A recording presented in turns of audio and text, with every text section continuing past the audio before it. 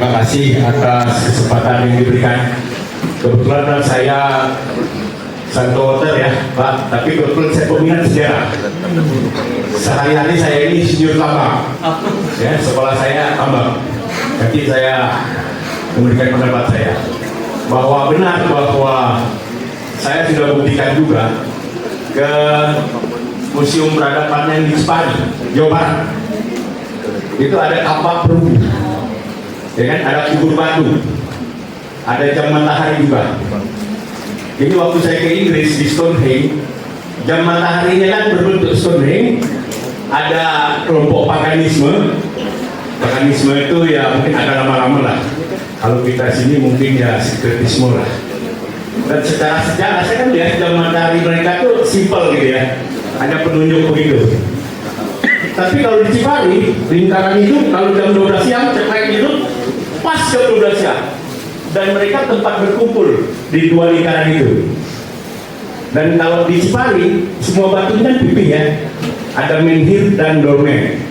Jadi secara peradaban, kalau disebut ada tapak batu atau tapak perunggu, kan tadi udah dibilang, perunggu itu tidak ada yang asli. Dia adalah percampuran timah dan tembaga. Saya berani ngomong karena saya insinyur tambang, ya kan? Dan jalur timah itu benar ngomong Pak Hilman, termasuk sampai hari ini, ya sangat terkenal kan timah kita itu. Bahkan sekarang dihilirisasi. Jadi kita bangga. Memang sumber daya alam kita ini sangat hebat. Bahkan uranium pun ada. Contoh ya, kebetulan secara tidak sengaja CEO Freeport namanya Armando Malen, sebelum yang hari ini Wenasi. Itu senior saya di tambang industri, dan kami sangat kental berdiskusi. Dan dia bilang itu 27.000 orang di tambang emas, dari gunung yang gede sampai bawah tanah. Bayangin emas itu Pak, dan di bawahnya ada uranium. Orang tahunya kan cuma tambang tembaga itu Pak. Jadi saya bersaksi bahwa benar Indonesia sangat hebat. Ini secara sejarah saya juga bingung sebenarnya. Saya ini insinyur tambang, tapi akhirnya saya produksi Santo Water. Kan membingungkan ini. Dan saya juga sependapat dengan Bapak. Banyak orang Jawa, Nusantara ini tidak mengerti bahwa Jompo Joyoboyo yang Bapak bilang itu ada benarnya Pak. Bahkan saya ini orang Cina Pak. Ya, kalau kali hilang gedung, pasar hilang kumandan, keraton hilang kuncorone, saat ikut zaman edan, orang edan orang agungan, saat betul-betul ni wong milu edan, lebih betul sekali hilang Baskoro.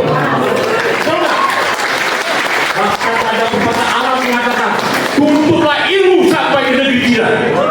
Saya orang Cina. Sudah berbusa-busa mengatakan, sangkan para Hindu-Madi, kamu harus tahu dari mana kamu berasal dan kamu harus tahu kemana kamu pergi. Betul Pak. Bersama Jawa, orang Cina ngomong Pak.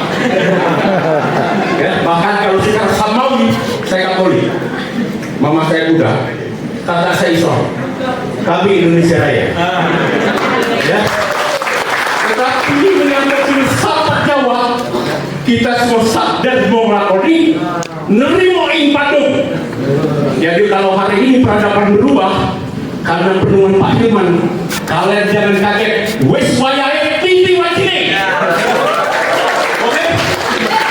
Ya, hari ini Santo Water berani berkata, ini kearifan leluhur tanah Jawa. Jampi dowo, jampi usodo. Dulu air didoakan, ini dijampi-jampi memohon kepada Allah. Tauhid. Kalau Mas Rabu Emoto mengatakan air didoakan, kristalnya tidak, menyampaikan pesan kepada semesta. Mas Rabu itu orang Jepang ya. Kalau kita Samawi menyampaikan doa kepada Allah, sebab Allah tidak jauh dari urang nadimu, dan Allah itu hanya sejauh doa. Betul tidak? Betul. Jadi kalau air didoakan di kampung-kampung itu sembuh Pak. Betul nggak?